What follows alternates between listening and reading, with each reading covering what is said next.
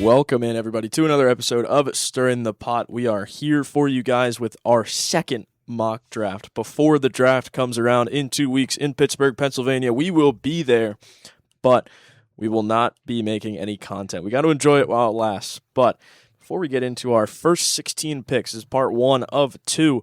Guys, how you feeling today? Pretty tough week. Yeah, not really, actually. A lot going on, though. Got the softball game tomorrow. The West Virginia is taking on Marshall tonight in a baseball rivalry or rivalry in general. But it'll be fun. We're going to go to that game, and just a lot to come. The cookout, and then we're going to a semi-formal later this month. Yeah, gotta love it. A little bit of an easier week. Try to stay ahead on everything, but baseball tonight, that'll be fun. And you also got some NBA action. That'll be pretty fun as well. But it's mock draft time. Can't wait now. It's past the combine. These picks might be a little bit better than our first go-around. I'd say so.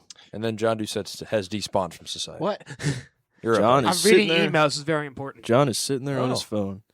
At least he's reading an email. He's actually not lying. He's being Blah, productive. blah, blah, blah, blah. All right, let's get into our first 16 picks of our official now mock draft. Now that we've gone through a lot of free agency and all that jazz in the offseason, we are ready to talk about what we think is going to happen with this 2026 NFL draft. And I think we have a consensus at number 1. I know. We have a consensus at number 1 with the first pick in the 2026 NFL draft. The man who's not going to be in attendance at the draft. He'll be with his family in Miami. Number 1 overall, Fernando Mendoza, quarterback out of Indiana. Yes, he will not be there. Just to be with his family. He will be with his family in Miami. Is there a reason for that, or he just wants to celebrate with his family? He wants to celebrate with his I family. think Good for last first overall pick or last quarterback since Trevor Lawrence. I I think believe he- that was the COVID. Or no, that was wasn't not the COVID. COVID That was draft. first year after. That was Joe like Burrow was the post-COVID. COVID draft. I He's think. scared. So it was a year 'cause- after. He's scared because he'll know I'll be there in person. You guys didn't have Sadiq here either? No, I'm playing. I mean, Dan Orlovsky is very upset with us right now because he really does think Ty Smith is a better fit in this offense for some reason. Not a good reason, but I know a bodily cavity where Dan Orlovsky can stick his opinions. But yeah, this one's pretty easy. He's I wouldn't say he's the best player in the class, but just come out of winning the Heisman. Your team needs a quarterback. Very easy selection, number 1 overall. There was talk at some point if the Raiders would potentially trade it if they signed a quarterback in free agency. That didn't happen. That's not going to happen. They did sign Kirk Cousins, though, which is basically older Fernando Mendoza. Fully guaranteed again, which I don't understand. Someone give his GM like a super yacht. I don't know how he keeps doing this. But number 2 overall, I think we might have a consensus here too. Number 2 overall, the New York Jets go with the guy that they've been talking about all of this draft cycle, Arvell Reese, linebacker out of Ohio State. yeah, I mean, any dissenters in the studio right now? I mean, he's kind of the obvious pick here. It's starting to feel like there was some David Bailey smoke earlier this week, but the Jets really kind of addressed edge rusher in free agency with a couple of signings, and they got DeMario Davis to kind of be the mentor to Reese at that linebacker position. So he's going to kind of have much better sort of defensive infrastructure kind of just to work off and develop right there. He's not going to be asked to do too much too fast. But, I mean, one of the higher ceilings in this draft class as potentially an edge rusher if he does end up moving there, which I think he will eventually at some point. He's praised also for just his quickness, his ability to get downhill to attack the rush. His draft report, they said he has long arms, so it's difficult for really any lineman to get underneath and put, their arms on his pads and slow him down. So it's a good pick for the Jets.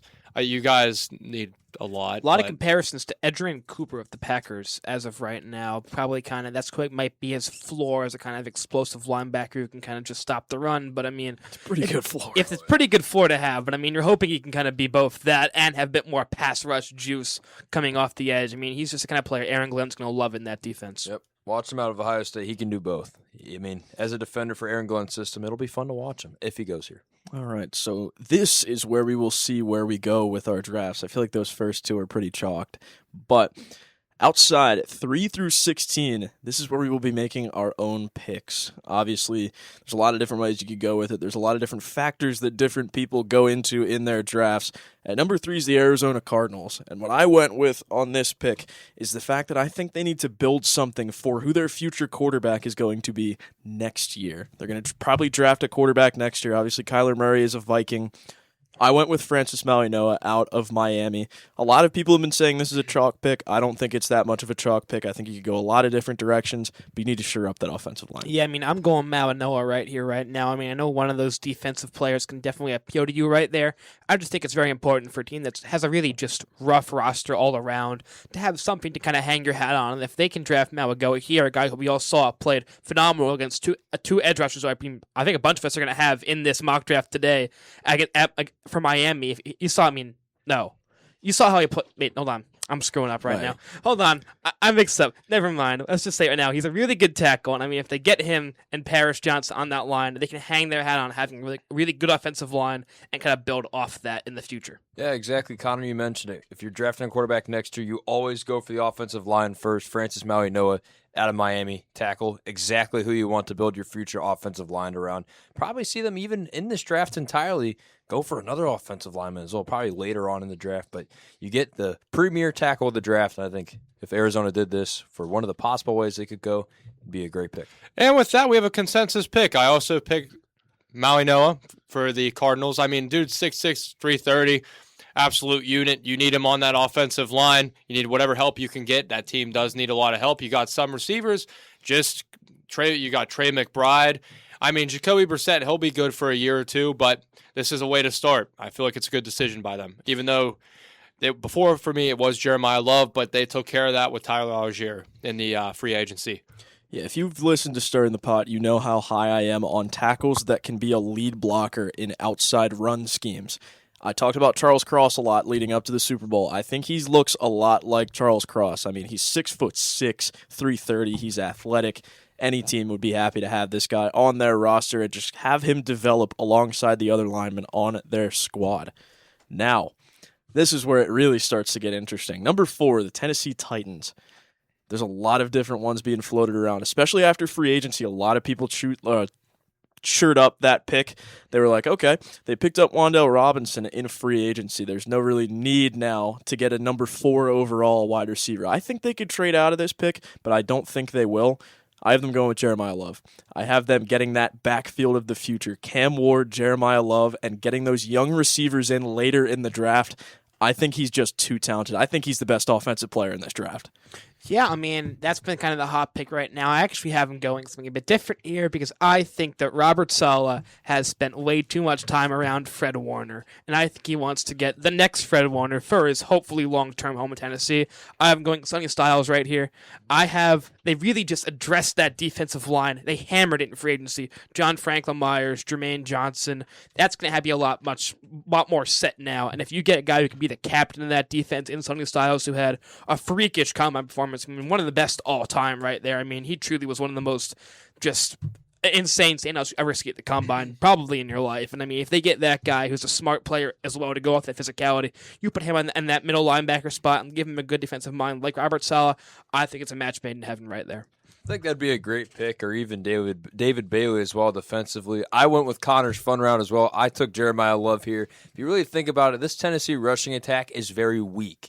And if you want to have these pass-catching abilities, as well as a runner, if you want to open up the pass game, have to go through the run. Jeremiah Love does that. He has been explosive at Notre Dame, and I think really adding him to your offense, you might see a lot of primetime games in Nashville. RJ, what are you talking about? Tony Pollard averages like 1,000 yards per season. That's pretty cool. Awful. He's terrible. He also averages about 300 carries a season.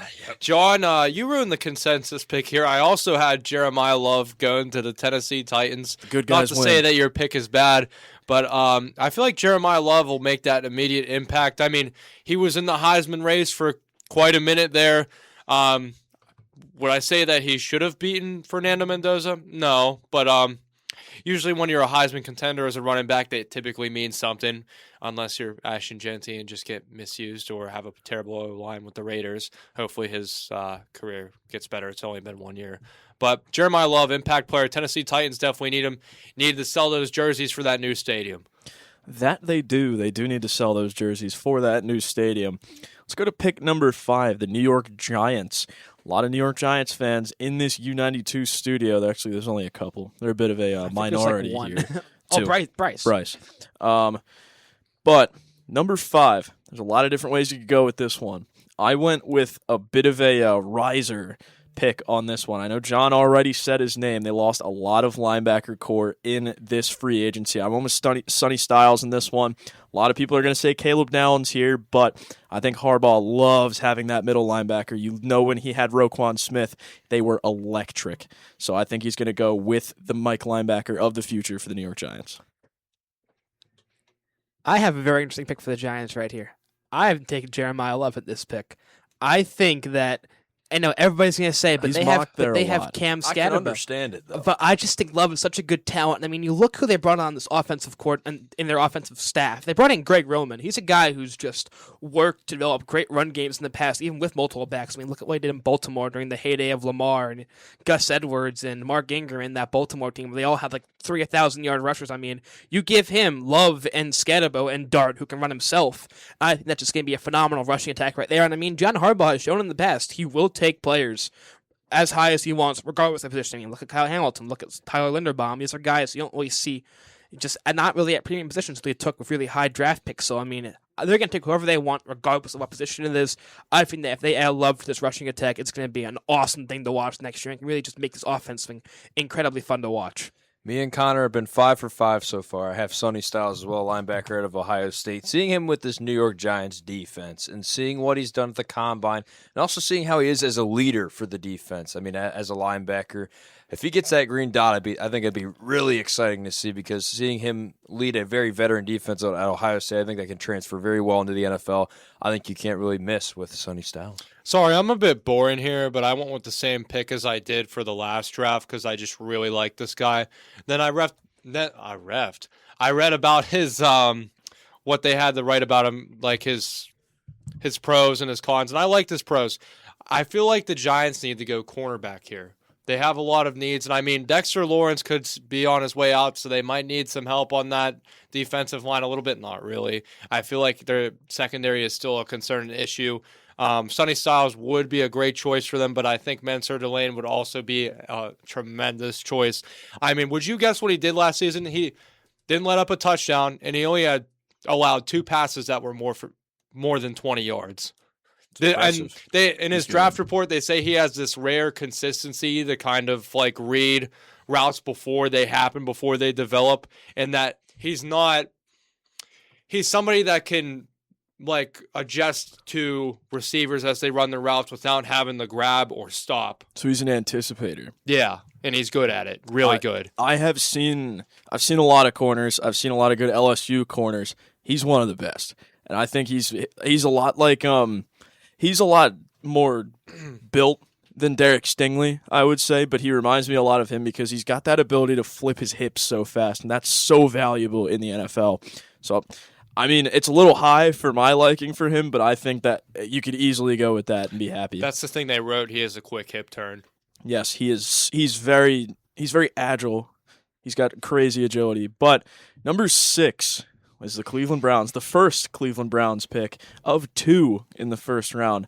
Now, I went with a position that they pretty desperately need, which is a lot of them. But I think you really need to shore up. If you're going to have a QB battle, you have to make sure you shore up that offensive line first so you have a fully fair playing field to get that quarterback of the future. I went with a riser in this one. I had one guy falling. I had this guy rising. I have Monroe Freeling out of Georgia. They love him as scouts. They love him coming out of that combine. So I think he's going to rise a lot in this one. I could see the Browns taking him here. Yeah, I'm right with you, Connor. Same pick. I have Monroe Freeling going here. I like him a lot because he is really just a true tackle. He's not one of these guys like you're going to have to play the Will Campbell game with, where it's like, oh, can you kick him to guard? So you have to move inside. And this is a guy who's going to play outside on the offensive line. He's going to play tackle. I mean, he probably needs to put a bit more strength on to really be effective at the NFL level. But, I mean, you can just see at Georgia, he was just dominant and really just had a great combine to supplant that. And, I mean, you're getting a guy who you hope can be just a fixture on that line for a while, whoever the future is at quarterback. Yeah, honestly, I could see that going that route if they really like him, like you guys said, solidified tackle. I mean, the key word there being tackle compared to some of these other prospects. I went with Carnell Tate. Personally, in my opinion, the Browns need that pass catcher, that weapon on offense first, and then you attack the tackle or guard, whatever you want to go with that 24th pick. But a sleeper pick, I want to say now. and I don't know if this is going to happen. I could look like a complete idiot. They just had him in for a top 30 visit. Todd Monken loves tight ends. Kenyon Sadiq at 6 is possible. I don't know how I'd feel about it, but it's possible. But I went Carnell here. Is he really that good? Yes. He is that good. Because last time we all had him like in the 20s. Now he just keeps rising. He's He's going to go high. Now he's like a lot like Kyle Pitts. Now he's in like the teens, and then he'll be like top 10. Yeah, I think that might be the thing that will deter teams from him is that he looks like Kyle Pitts. But if he looks like Kyle Pitts right now, then he could be a force in the NFL. Okay, but like Kyle Pitts was kind of ruined by the system. That's not his fault. He played really well last year. Yeah, he did. He was like a top 5 tight end It's last just year. the system that he's in. I also went with Carnell Tate, RJ. I feel like the attacking the offense is the important thing first. I mean, Jerry Jeudy's kind of garbage. Or he's a good too, but I feel like you just need that explosive weapon to help Shedeur develop, or the whatever quarterback you guys want to go with at this point. I don't know, but just getting weapons to your quarterback is important here, especially in the division that the Browns are in. If you're truly in on a quarterback battle, if you're the Browns, you either pick a tackle or a wide receiver. There's no in between. You have to get either them to get a weapon to see what a quarterback can do, or you have to get protection for a quarterback to also see what they can do. But number 7 is where I have Carnell Tate going. I think I wanted to say the old team name right there. I think this Commander team is very, very good. They had a lot of injuries last year. They battled a whole lot, but Jaden Daniels really needs that out-and-out wide receiver one to grow alongside of him. That's not what Terry McLaurin can do. He's getting up there. It's not what Deebo Samuel can do. That's exactly what Carnell Tate can do. I have the Commanders taking David Bailey here out of Texas Tech. He's the kind of guy that's just going to get them 10 sacks in his sleep, really. I mean, he's just such a effortless pass rusher, and really just for a team that really hasn't had that kind of impact D lineman in so long. I really can't think of the last one who made kind of just like a true dominant edge force in that defensive line. They've had a lot of interior guys. Ever since Chase Young kind of petered out of the league, they really haven't kind of gotten back to that. But, I mean, they get Bailey here. He's the kind of guy just 10, 12 sacks in a season, easy. Really high floor player right here.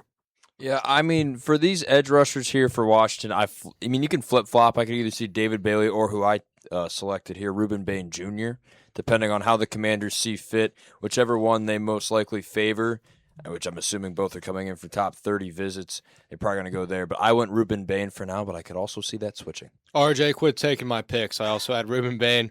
I mean, what I liked about his draft, his report, is that basically he's quick. He can maneuver around lines easily, go through the gaps before blocks form, and that's good. That's what I like. The Washington football team, they need this. They need this guy. They need to address a lot. I agree that they should go with receiver, but I feel like they can meet that need in another round, as you do still have Terry McLaurin. Yeah, he is getting up there. It's a deep receiver class, too. They got a lot of vets that they're on the way out, and it's kind of like a weird confusion state that they're in.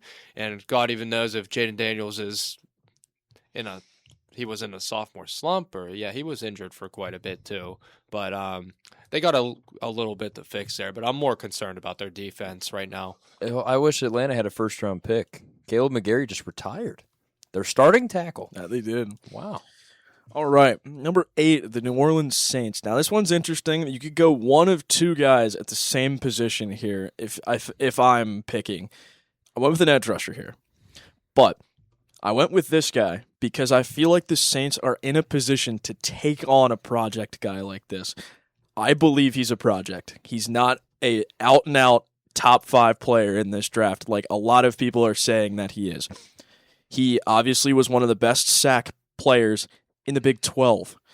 I think he's a huge project player in the NFL. I don't think he's necessarily fine-tuned to be an NFL star yet, but I think he's got the time to be able to do that. If he goes to New Orleans here, I went with David Bailey.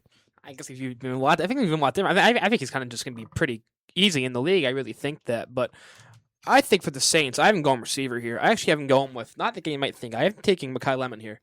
I think he's the best receiver in this draft class. I just think what you saw, the style of receiver he is going to be just, I feel like, coming on to more of like a forefront in the NFL, kind of that slot guy. I mean, look at what JSN did for Seattle last year. I mean, just running those over-the-middle crossing routes and just kind of dominating right there. Mekhi Lemon's perfect to do that. I mean, he was so good at USC last year. Really, he can just kind of you put him with Olave in that Saints offense, and you're going to have two guys to help support Tyler Shuck who are just going to be dominant players right there. It might be a bit high for him compared to what you guys have him, but I'm just so hot on this player right here, and I'm really sad that he probably won't fall to the Jets at 16. Fingers crossed he does, but I highly doubt it right now. Fingers crossed, John. This is where I took the other edge rusher I was debating about in the last pick, David Bailey, as well. I mean, I would probably more agree with the sense that he is a little bit of a project. I wouldn't say he's ready now. Like, he's going to be putting up 20, or not 20 sacks. I'd say more like that 12, 13 range. Give him some time, a year or two. But I think if he's developed correctly, I think it's be a great pick for the Saints. You attack the edge rusher. Chase Young just had one of his best years in the NFL. Give him somebody else alongside him because that's a pretty weak depth position. Looks like we're a bit at a 50-50 split here. I also went with Mekhi Lemon for the Saints.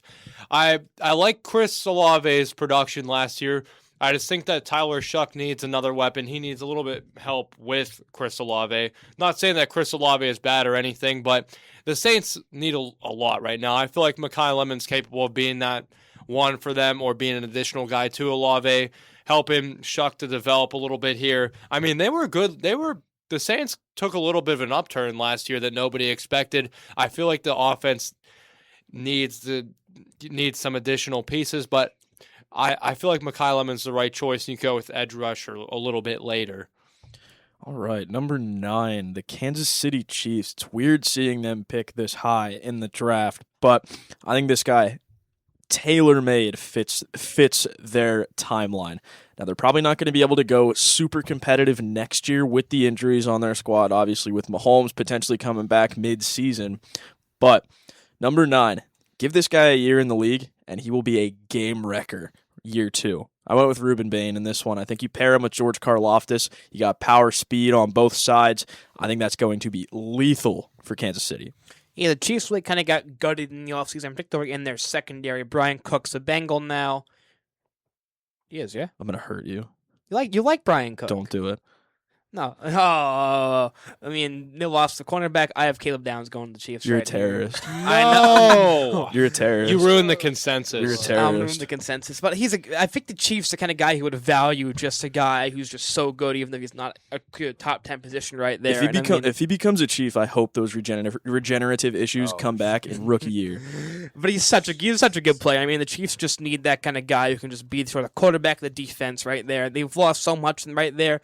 They're going to start with a guy who's generational talent at safety right there. And, I mean, the Bengals fans are going to be upset, but, I mean, Chiefs, they're going to take who they're going to take. I mean, that's just, Andy Reid cares about positional value that much in this draft. This kind of plays out to Connor's theme that it's always the team. It's always the team in front of us forward. that take what we want. It was Walter Walter Nolan last year. It was Dallas Turner 2 years before. They actually the Vikings jumped us for it. Trade. He's not very good, so. Oh, jeez. He would have been great in Cincinnati.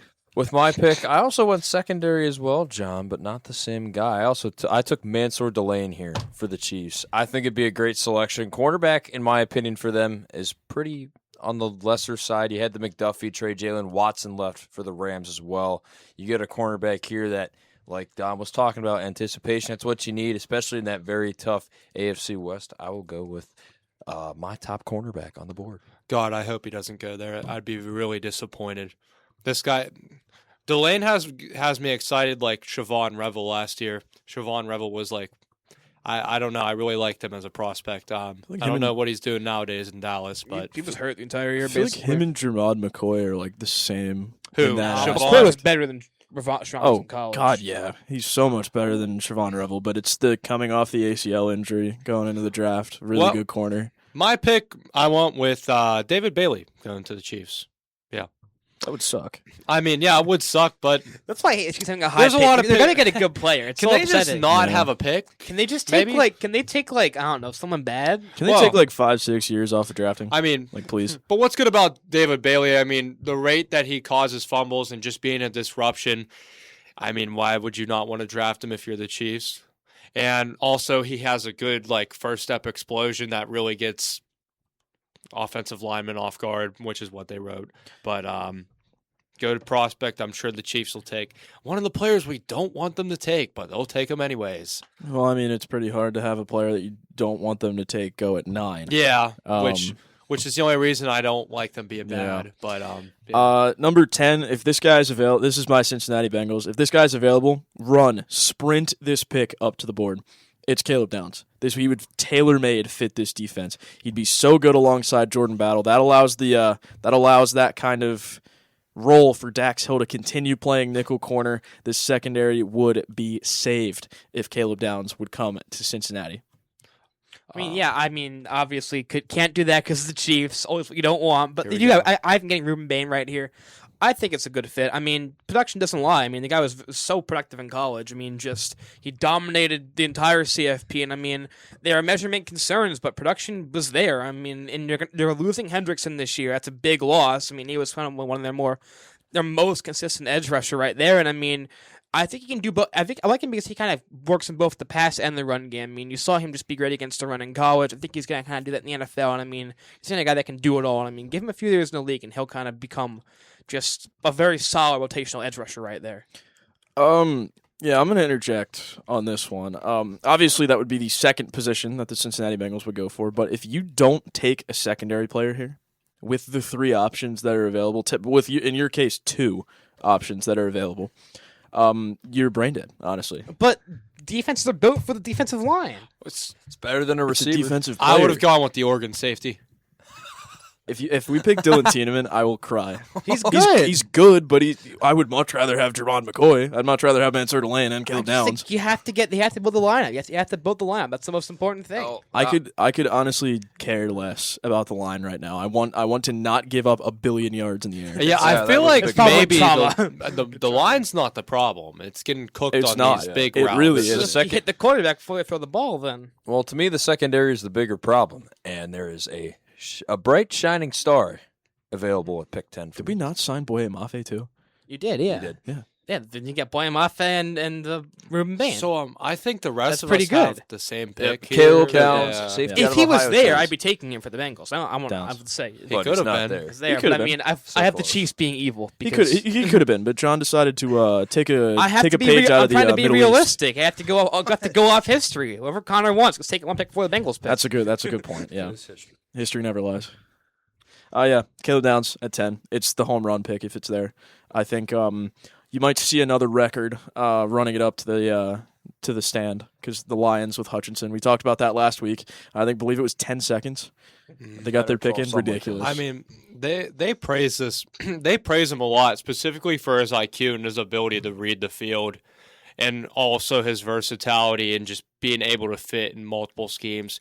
The Bengals could this would be like a home run hit for them. Maybe could even give them like 2 to 3 more wins with just this draft pick. I mean, yeah, there was a reason why I was crying in a Walmart when I saw that we got him from the transfer portal out of Alabama. When you play for 2 of the best coaches in college football and the best coach in college football history and go between their systems and become the best player in both of their systems, I think that says something.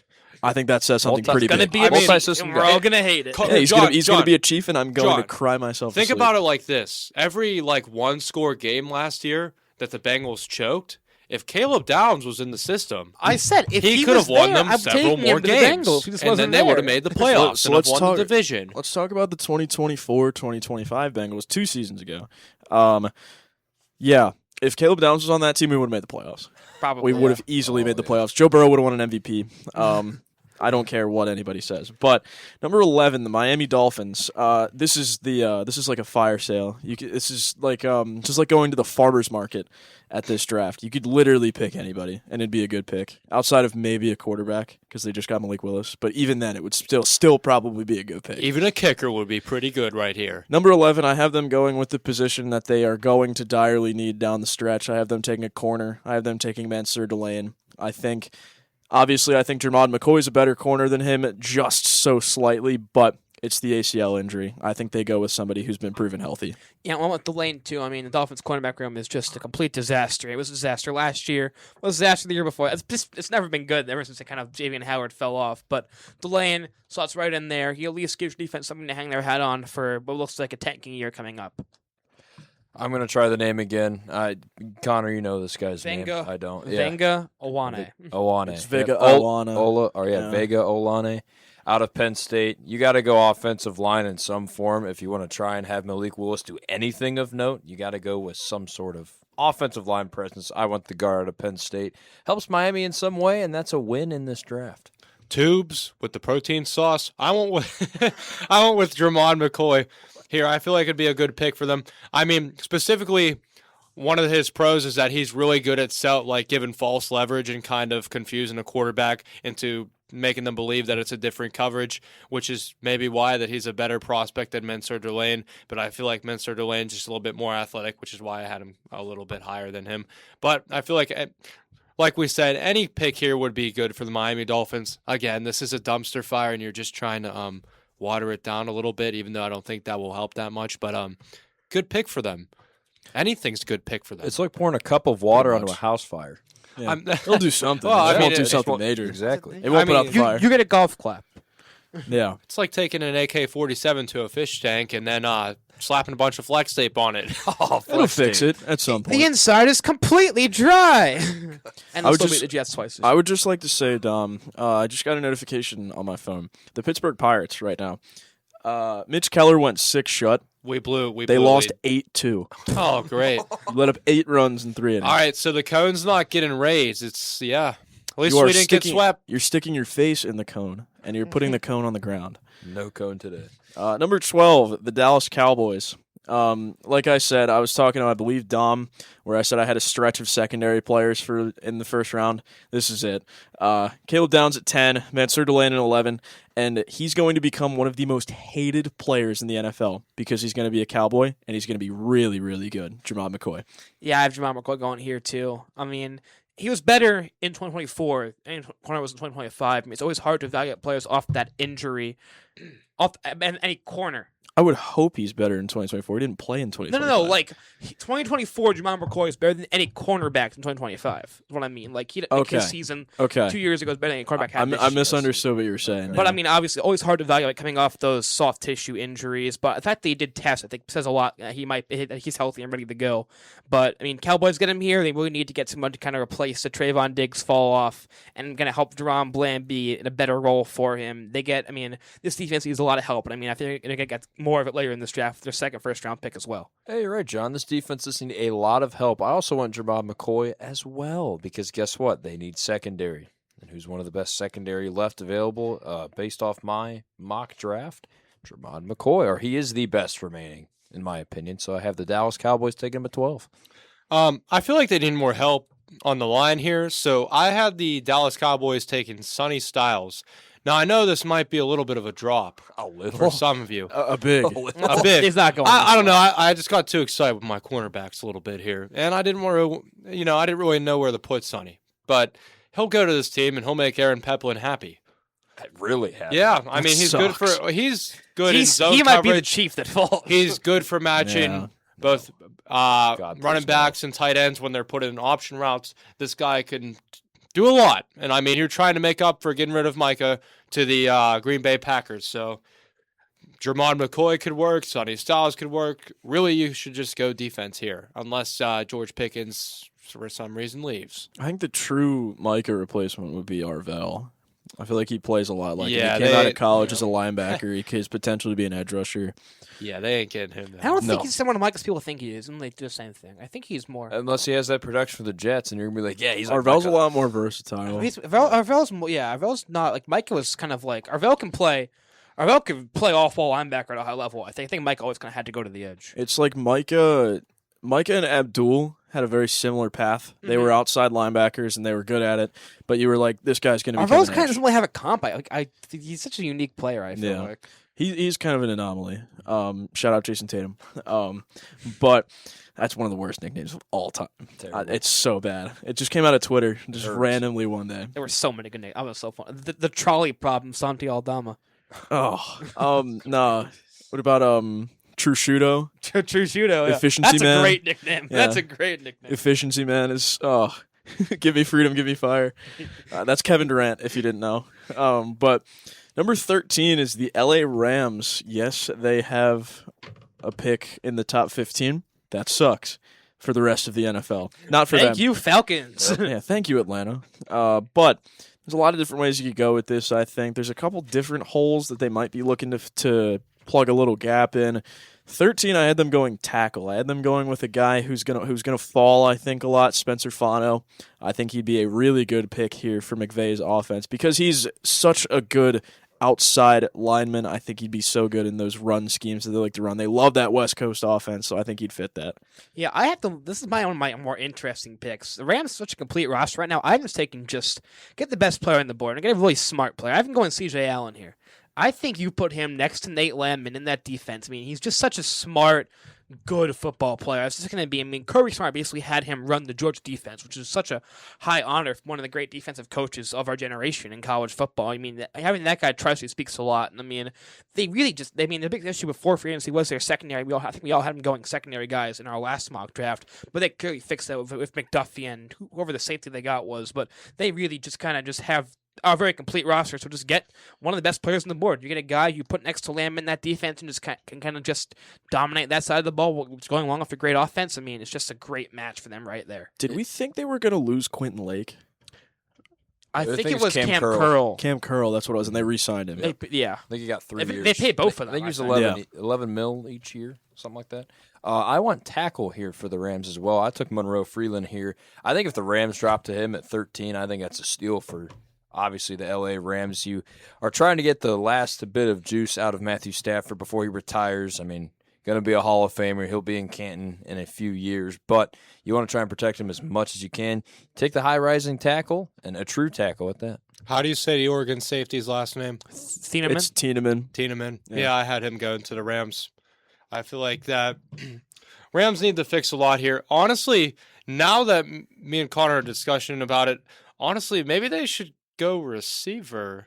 They here. could. They could definitely go receiver. I've seen that mocked a lot. I think the thing is they want to win now. I mean, there's not room for a yeah, but you got a receiver that you could lose on their team due to issues. But, and he's not going to get. And one that's aging, yeah. And Adams is like pretty sharply aging. I mean, that'd be a pick for 2 years in the line. I just think they want to win right now. I you could see them going with a receiver in the early second. Yes, I could see that. I mean, but this guy, he's known to have like an obsessive work ethic, and he trains hard.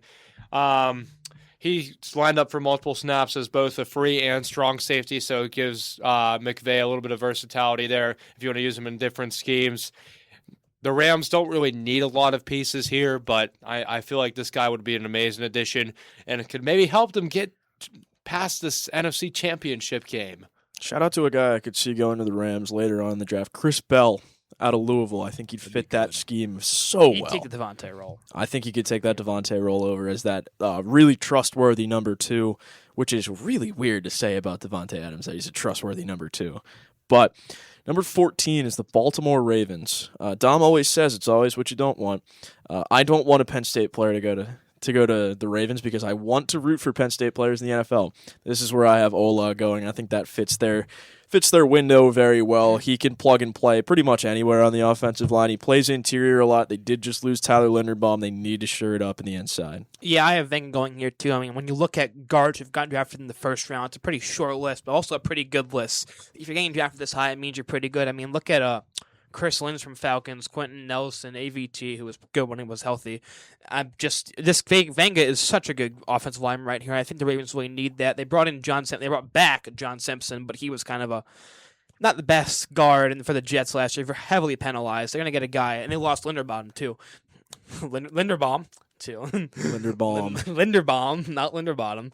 They lost Linderbaum as well, so they're gonna have to fix the interior of the offensive line right there. MVP right there. But I have the Ravens making Connor upset. So yeah. Oh jeez. Okay, so the Ravens at pick 14 for me select Mekhi Lemon out of USC. I think they're gonna go another receiver. That's evil. That would suck. That's evil. I'd be very mad at this, but I mean, with how the board's falling, I think Baltimore and Jesse Minter don't have a choice but to select Mekhi Lemon here. I think it'd be a great pick for him. I went with Ola too, as they need an offensive line, and they lost, as you mentioned, John, Linderbaum. Yep, they lost him. Thanks, John. Linderbaum. They need, but then, boom. the average Baltimore fan would be like, oh, but Lamar can run. We don't need offensive line. Yeah, you do. That's what I like to call a Baltimore take. Yeah, well, that was one right The there. B in Baltimore stands for brain dead. That's a, yeah. But Lamar can run. Yeah. Who's guarding him when he's trying to run? You wonder why he runs. Because he has to. In fear for his life. Yes, in fear of his life, which is a lot of the times outside of M&T Bank Stadium and not on the field. And, he's in fear of his life anytime he steps into a playoff game, too. Yeah. Or plays the Steelers for some reason. He is in fear for his life a lot. Linderbaum is going to be such a big loss for that Ravens team. It's going to be an insane loss. I don't think Ravens fans are ready for it. I know Andy is because Andy semi-knows ball, at least. Number 15. This is the second to last pick that we will do on this episode. We'll get the last 16 to you next time. But number 15 is the Tampa Bay Buccaneers. Now, we've had we're doing Jets after, aren't we? What? Yeah, second to last pick of the day. Oh, I said the last pick. Yeah. Lock in, man. Yes, Come on, Tyler Linderbaum. Dial in. All right, number 15, the Tampa Bay Buccaneers coming into this one. They had a couple key losses in this cycle of the off season. This is one that I love, and we just mentioned him a pick or two ago.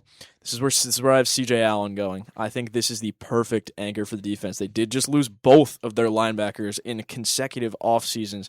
First, it was Devin White, I believe, and then it was Levante David. So I think they're going to really shore up that linebacker room again, and then they're going to be right back to fighting for the postseason. Yeah, I haven't gone with Akeem Ezador here. This team really has just lost some. They really haven't had a great edge rusher since Shaq Barrett left. I kind of thought Yaya Diaby would take more of a step this year than he did. Only 7 sacks, kind of just didn't really go to that next level. So Akeem Ezador is the kind of guy, you put him in right there day one, older player, but has a lot of college experience, as we know, in Morgantown and in Miami in the CFP last year. A lot of college experience right there, and he can kind of just come in and just kind of be just such a stabilizing force on the defensive line right there. Come on, RJ. I know you have the same pick as me. Come on. You have the same pick as me. Come on. Who do you think I picked? Just say, I think you picked C.J. Allen just like I did and like Connor did. He's correct. I took C.J. Oh, Allen. that means John ruined the graphic again. saw no. that? If he was here, he'd be going. Yeah, I took C.J. Allen because, Connor mentioned it. You lose both your linebackers. You kind of need one that's really good. Take the best one in C.J. Allen. Well, second best because Sonny Styles won. They mentioned that he's in his Best whatever available. in his report, whatever it's called, his combine results, whatever. Scouting report? Yeah, his scouting report. That he's like a good communicator and he kind of has that presence like he's a 10-year vet. Wasn't he the green dot? He was. Yeah, he was. He was the green dot. That means a lot, yeah. And he's always got his eyes on the quarterback. He's got good ball awareness. He's a Tampa linebacker. He's ready. Yeah. Ready to go, basically. It'd be like the Packers going from Brett Favre to Aaron Rodgers, like going from Lamont David to C.J. Allen, like.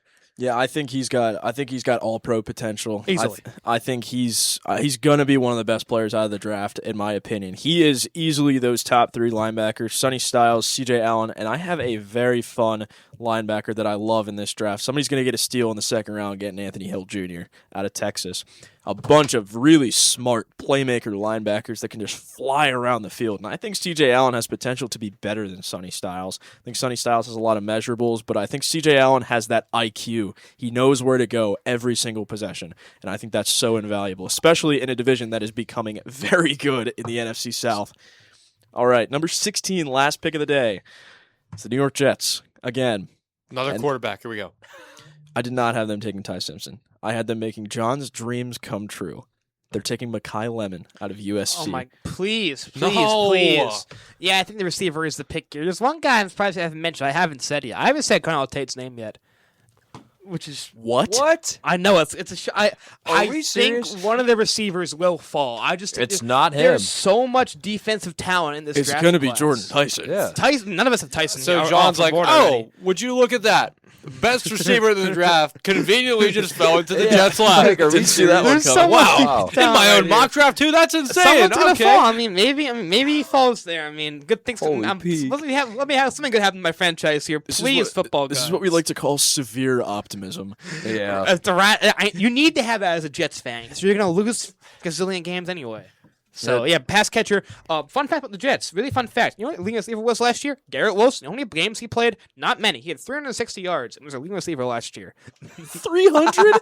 360 That might be yards. worse He was than a us. leading receiver last year. Hold on. He played in like half the games. Let me check a stat real quick. I Before think your say leading that. receiver is probably Cedric Tillman.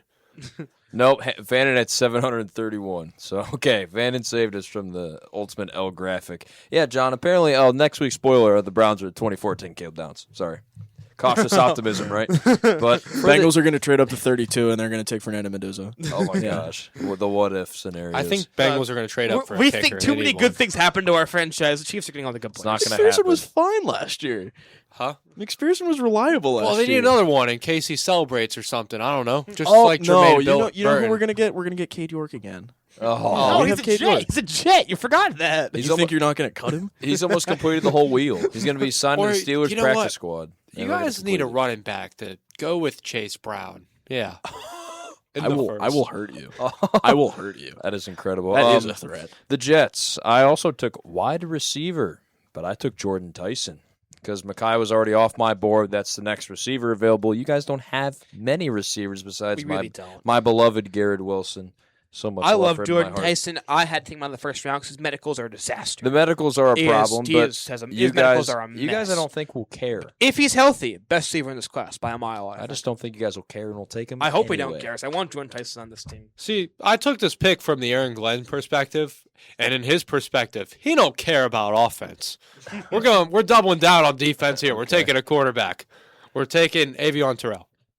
Yep, that's right. I thought you I said wouldn't like quarterback. Cornerback. I don't, no, I don't like cornerback. that. He's not good enough in man. I feel like you guys can take a receiver later, way later. I don't. But see- if I'm Bit of a Aaron Glenn, reach for you, I don't man. care about Very offense. Glenn wants a bigger cornerback. He wants some guy who can say, "You can go cover that guy. But, But I don't care if John, you can't. you You need- can cover him Yeah, now." yeah, you know it's crazy. They had one. You need the Sauce. You need to replace Sauce Gardner. Hey, shout out. That's Javon Oh McCoy. my God, McCoy No, would be great. No, Terrell Who was the can guy do you it. got from FSU? He's known as a nasty Who competitor. is the FSU corner we have?